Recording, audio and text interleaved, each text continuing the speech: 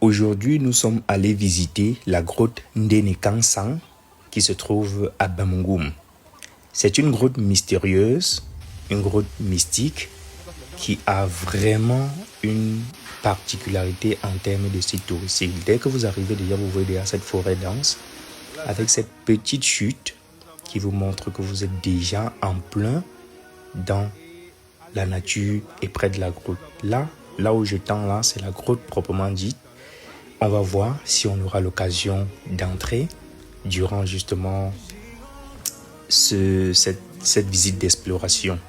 Ici, on est en train d'expliquer, de voir comment le site il est merveilleux, il est très beau, il se fond dans la nature complètement. Et vous voyez vous-même, c'est un site encore utilisé où on fait encore des rites.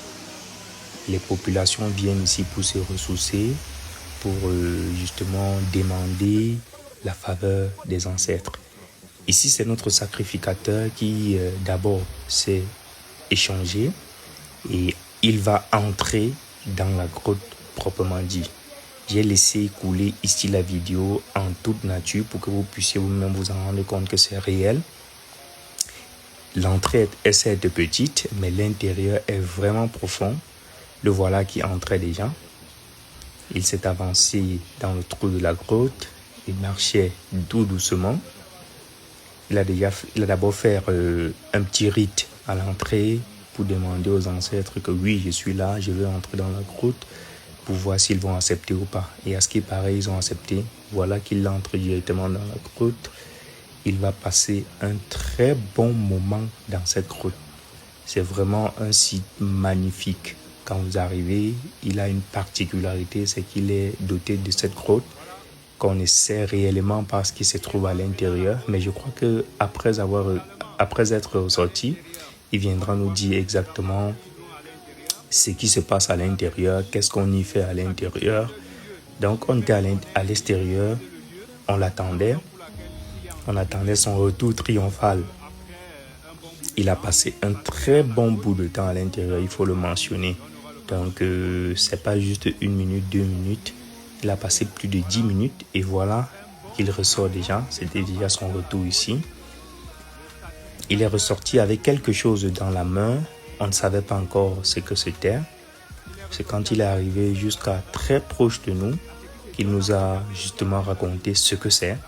C'est une motte de terre qu'il va distribuer à tout le monde et tout le monde va manger en faisant un vœu.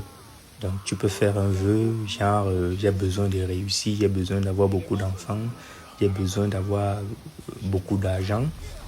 Donc il faut parler d'abord avant de manger cette terre. Parce que c'est un site justement où ici on s'adresse aux ancêtres et les ancêtres vont bénir justement ce que vous avez dit en mangeant cette terre. Il a d'abord commencé lui-même par manger. Il est à noter qu'ici, aucune parole négative ne peut être prise en compte. Si vous parlez des paroles négatives, par exemple, je vais tuer quelqu'un, ça va se retourner plutôt contre vous. Donc, tâchez de parler des bonnes paroles positives pour vous, pour votre famille, pour votre entourage. Bonjour mon père. Oui. Comment est-ce qu'on vous appelle? On m'appelle Londa, Vita Lungi. Oui. Lungi. Et qui a des On dit que vous êtes le sacrificateur de ce lieu. Oui. C'est-à-dire quel est votre rôle exactement? Le rôle c'est de bénir les gens. Quelqu'un vient faire ses sacrifices. Si la chérie ici, c'est même quoi, même les visites, les langues, je les prie. Oui. D'accord. Tout à l'heure, vous êtes entré dans la grotte là, la grotte mystique, on va le dire comme ça. Est-ce que c'est d'abord ouvert à tous les publics? Ceux qui viennent me voir, on peut entrer. Donc uniquement s'ils sont accompagnés par vous. Et dans la grotte là, qu'est-ce qu'on voit? Tout à l'heure, vous êtes entré, qu'est-ce qu'on peut y retrouver? Avec ça, chacun médite. Si on a le vision, on lance pour demander sa part. La colonne lance. Parfois, déjà, quand je filme la chérie, j'entre avec la tête. Ou de l'autre partie, je pas déposer là où il faut. Il y a un endroit qu'il faut déposer à Dieu. D'accord. La grotte là, est-ce qu'elle est juste petite, comme on la voit de l'extérieur, ou c'est un peu très longue dedans? Très longue dedans, la voile était même de 2 mètres plus. Waouh. Hein? Wow. plus grande dedans. Ça peut aller même à 1 kilomètre. Oui. Et à ce qui paraît, votre papa a séjourné dans cette grotte pendant 9 ans, avant de ressortir.